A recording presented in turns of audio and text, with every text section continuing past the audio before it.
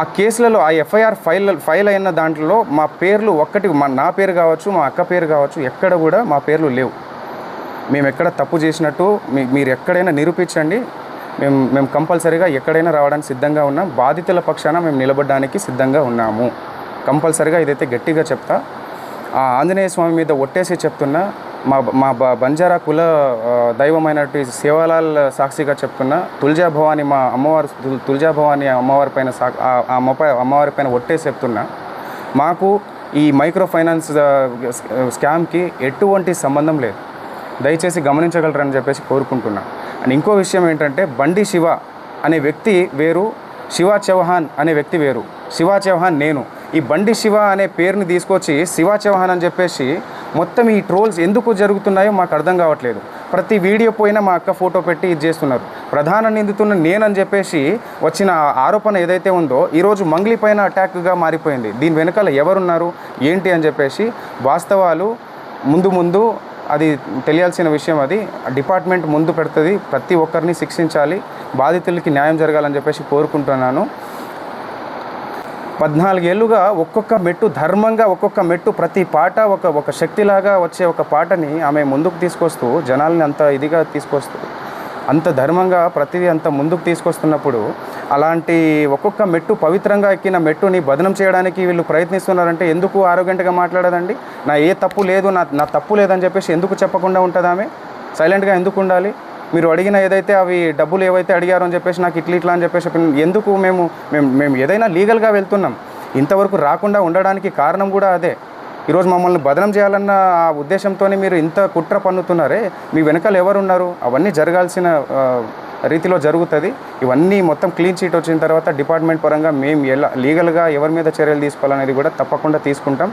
దీంట్లో ఎవరిని వదిలేదైతే లేదు. సో ఇది. అండ్ మీరు ఏదైనా క్వశ్చన్ వేయాలనుకుంటే కూడా వేయచ్చు, తప్పకుండా నేను సమాధానం ఇస్తారు. ఇది ముందు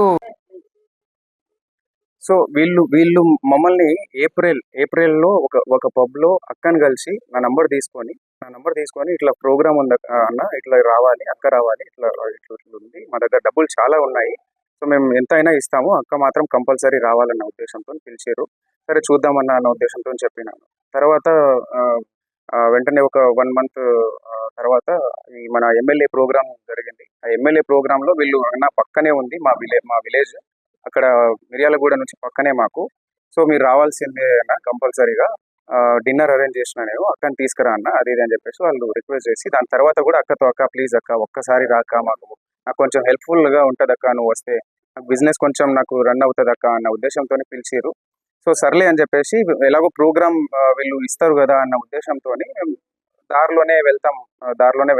అక్క ఆ దారి నుంచి ఇట్లా ఆ దారిలో వెళ్ళే దారిలోనే మా ఇల్లు ఉంటుంది. సో ఆ ఇల్లు ఏదైతే ఉందో అది కన్స్ట్రక్షన్లో ఉంది కాబట్టి అది వెళ్ళడం జరిగింది. డిన్నర్ అని చెప్పేసి చెప్పిండు కదా అని మా టీంతో వెళ్ళాం. మా టీంతో వెళ్ళి మేము డిన్నర్ చేసాం. అక్కడ అందరు చేసి కింద వచ్చిన తర్వాత అక్క గుర్తుగా ఉంటుంది అన్న ఉద్దేశంతో ఒక ఫోటో దిగిరు వాళ్ళు. తర్వాత మేము కలిసిండేది ఇట్లా ఆఫీస్ పర్పస్ అని చెప్పేసి, ఓపెనింగ్ చేసుకోవాలని చెప్పేసి, ఇక్కడ హైదరాబాద్లో కూడా ఒక ఆఫీస్ కావాలి మాకు అని చెప్పేసి చెప్పడంతో, సరే ఫ్లాట్ ఉంది మీరు చూడండి ఒకసారి, మీకు నచ్చితే తీసుకోండి అని చెప్పడం జరిగింది. నేను చూసిరు వాళ్ళు, చూసిన తర్వాత నచ్చిందని చెప్పేసి అగ్రిమెంట్ చేసుకున్నాము. అంతా ఓకే, అంతవరకు ట్రాన్స్ఫర్ చేసిరు. దాని తర్వాత అది అప్పటి నుంచి ఏర్పడిన పరిచయం ఇది. ఆ ఉద్దేశంతోనే నేను కూడా వాళ్ళ ఆఫీస్కి వెళ్ళడం జరిగింది. అక్కని పిలిస్తే లేదు అని చెప్పేసి నేను వెళ్ళడం జరిగింది. నేను రాలేను, కావాలంటే తమ్ముని తీసుకెళ్ళాలంటే నేను వెళ్ళిన. సో వెళ్ళిన తర్వాత ఈ ఆఫీస్లో ఎవరెవరైతే ఉన్నారో మనకు తెలియని వాళ్ళంతా. సో మధు అనే తోడు పిలిచిండు కాబట్టి అక్కడ వరకు నేను నార్మల్గా వెళ్ళి ఫోటో దిగేసి వచ్చేసిన. ఆయనే కారు పంపించిండు, ఆయన్ని రిటర్న్ నన్ను డ్రాప్ చేసిండు. నాతో పాటు ఇద్దరు వచ్చిర్రు, ఏవైతే నా మీద ఆరోపణలు చేస్తున్నారో, ఇట్లా డబ్బులు ఇచ్చిన, సమ్ అమౌంట్ ఇచ్చిన, క్యాష్ ఇచ్చిన అని చెప్పేసి, అవన్నీ అవాస్తవాలు. ఏమన్నా ఉంటే బయట పెట్టండి, తప్పకుండా నేను దానికి ఎక్స్ప్లెనేషన్ ఇస్తాను. డిపార్ట్మెంట్ ఉంది, చట్టాలు ఉన్నాయి, తప్పకుండా దానికి ఒక ప్రాసెస్ అనేది ఉంటుంది. ఆ ప్రాసెస్లో అనేది వెళ్దామని చెప్పేసి మేము లీగల్గా వెళ్ళాలని ఇంతవరకు ముందుకు రాలేదు. సో దయచేసి మీరు గమనించగలరని చెప్పేసి అనుకుంటున్నాను. దాని తర్వాత ఏదైతే ఫ్లాట్ సేల్కి అని చెప్పేసి వచ్చిన తర్వాత జస్ట్ 2-3 మంత్స్ మాత్రమే వీళ్ళు మన దగ్గర ఉండడం జరిగింది. ఆ 2-3 మంత్స్లో కావాల్సిన ఆ ప్రూఫ్స్ అన్నీ మన దగ్గర ఉన్నాయి. రెంట్ ఉంటా అని చెప్పేసి, ఆ కీస్ ఏదైతే ఉందో రెంట్ ఉంటాం, కావాలంటే రెంట్ డబ్బులు ఇస్తానక్క, కొన్ని మీటింగ్స్ పర్పస్ అని చెప్పేసి మాకు ఉంటుంది, మీటింగ్స్ ఉన్నాయి. ఆ మీటింగ్స్కి కొంతమంది వస్తూ ఉంటారు. సో నాకు కీస్ కావాలని చెప్పేసి కీస్ తీసుకోవడం జరిగింది. రెంట్ కూడా ఆయన నాకు రెంట్ పే చేస్తాను అని చెప్పేసి కూడా చెప్పడం జరిగింది. దానికి సంబంధించి అన్ని మాకు ప్రూఫ్స్ ఉన్నాయి. సో తప్పకుండా మేము మా పైన వెరిఫికేషన్ వచ్చినప్పుడు మేము తప్పకుండా దాన్ని ఎక్స్ప్లెనేషన్ ఇచ్చుకుంటాము. సో ఇంకో విషయం ఏంటంటే వీళ్ళు ఎవరైతే ఉన్నారో హేమాకాంత్ రెడ్డి వాళ్ళు ఎవరైతే నా ప్రమేయం లేకుండా మా ఊరికి వచ్చి నన్ను తీసుకెళ్ళి అదంతా ఫ్యాక్టరీ కావచ్చు, ఆ టెంపుల్కి నేను వెళ్ళే టెంపుల్ దారిలో నేను వెళ్తున్నా కదా, ఎలాగో మేము తీసుకెళ్తామని చెప్పేసి ఫ్యాక్టరీ కోసం వచ్చి ఫ్యాక్టరీని చూపించి నేను టెంపుల్ చూసేసినాము. దాని తర్వాత మైనింగ్ ఏదైతే ఉందో ఆ బేతంచెర్లలో మైనింగ్ కూడా చూపించారు వీళ్ళు. సో దాంతో ఫోటో తీసుకున్నారు వాళ్ళు. మా పేర్లు కూడా ఎక్కడ వాడి డబ్బులు తీసుకున్నది కూడా మీరు హేమాకాంత్ రెడ్డి చెప్పినట్టుగా ఎక్కడ కూడా తీసుకున్నట్టు లేదు. అంటే వాళ్ళకి ముందే మేము డబ్బులు ఇచ్చేసినామంటారు. సో వాళ్ళ ముందే డబ్బులు ఇచ్చేసినామన్నప్పుడు మా పేర్లు చెప్పి ఎక్కడ వసూలు చేశారు?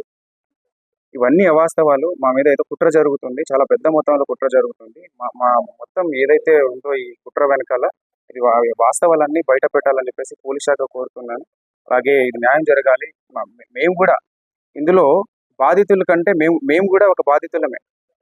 వాళ్ళు డబ్బులు నష్టపోయారు, మేము పరువు నష్టపోయినాం. ఇది ఎప్పటి నుంచో ఒక 14 సంవత్సరాల నుంచి ఒక్కొక్క మెట్టు వచ్చి ఎంతో కష్టపడి తీసుకొచ్చిన పేరు ఇది. ఆ పేరుని బదనం చేయాలని చెప్పేసి ఈరోజు ఆరోగ్యంగా మాట్లాడుకుంటే తప్పు చేయనప్పుడు ధర్మంగా నీతి నిజాయితీగా ఉన్నప్పుడు ఎందుకు ఆరోగ్యంగా మాట్లాడదు? నా తప్పు ఏది లేదండి అని చెప్పినా కూడా ఆయన సుబ్బారావు అడ్వకేట్ అనే వ్యక్తి ఇలాగా ముందుకెళ్ళి మీడియాలో ప్రచారం చేయడం ఎంతవరకు కరెక్ట్? ఇది ఎంతవరకు కరెక్ట్? ఆమె బదనం చేస్తున్నప్పుడే కదా ఇదంతా ఆమె చెయ్యకండి, ఇదంతా తప్పు, ఇది కావాలంటే వెరిఫికేషన్ చేసుకోండి, మీరు పోలీస్ శాఖలు ఉన్నాయి, చట్టం ఉంది, మీరు అడ్వకేటే కదా, మీరు వెళ్ళి విచారించుకోండి, విచారించుకున్న తర్వాత మీరు మీడియాలోకి వెళ్ళండి అని చెప్పినా కూడా లేదు, అది నువ్వు ఫోటోలు ఉన్నాయి, మీ తమ్ముడు ఉన్నాడు ఇక్కడ అని చెప్పేసి చెప్పడం ఎంతవరకు కరెక్ట్? పోలీస్ శాఖ మొత్తం డిపార్ట్మెంట్ కావచ్చు, ఇంకోరు విచారణ చేయకముందే ఇన్ని ఆరోపణలు మా పైన కుట్ర పన్నినట్టు కాదా?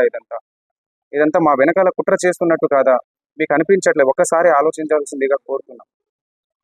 అవన్నీ అవాస్తవాలు. ఏవైనా కూడా ముందు పెట్టమని చెప్పండి. కేవలం ఫోటోలు చూపించి ఒక సెలబ్రిటీ స్థాయిలో ఉన్న వాళ్ళు చాలా మందితో దిగుతారు, వందల మందితో దిగుతారు. ఆ ఫోటోలు తీసుకొచ్చి ఇవి చేయడం ఎంతవరకు కరెక్ట్? ఒక్క ఆధారం కూడా ఈ 100 ఎఫ్ఐఆర్లు అయిన దాంట్లో ఒక్క పేరు కూడా మా పేరు లేదు, ఒక్క కేసులో కూడా మా పేరు లేదు. ఈరోజు సుబ్బారావు అడ్వకేట్ అనే వ్యక్తి ఏ కేసు లేకుండా, ఏ ఆధారాలు లేకుండా కేవలం ఆరోగ్యంగా మాట్లాడింది, కేవలం నన్ను ఇబ్బంది పెట్టింది, నన్ను ఇట్లా మాట్లాడింది, ఆమె ఇలా మాట్లాడింది, ఆమె వ్యక్తిత్వం కరెక్ట్ కాదు అని చెప్పడానికి ఆయన ఎవరు? ఆయన ఏదైనా లీగల్గా వెళ్ళాలి, కానీ ఒక అడ్వకేట్ లీగల్గా వెళ్ళాలి, చట్టం ద్వారా వెళ్ళాలి. ఏదైనా కోర్టులు ఉన్నాయి, పోలీస్ శాఖలు ఉన్నాయి, వ్యవస్థలు ఉన్నాయి. ఎందుకు ఇవన్నీ ఈ ప్రాసెస్లో మీడియాలో ఇప్పటికీ స్టిల్ ఈ రోజు కూడా ఆయన వెళ్ళి మీడియాలో ప్రచారం చేయడం జరుగుతుంది. సో ఇవన్నీ మా మీద కుట్ర జరుగుతున్న ప్రాసెస్ అది. సో ఇది జనాలు గుర్తించాల్సిందిగా కోరుతున్నాము. దయచేసి మీడియా మిత్రులు కూడా నేను చెప్పడం ఒకటే, అందరికీ మీరే వాస్తవాలు మీరే బయట పెట్టాలి. సో ఇది కంపల్సరీగా ఇది అయిపోయిన తర్వాత, క్లీన్ షీట్ వచ్చిన తర్వాత, మా తప్పు ఏది లేదు అని చెప్పేసి తెలిసిన తర్వాత దీని మీద తప్పకుండా యాక్షన్ తీసుకుంటాం. ఎవరెవరైతే మా పేరుని నష్టం కలిగించారో తప్పకుండా మేము దానిపైన చర్యలు తీసుకుంటాం.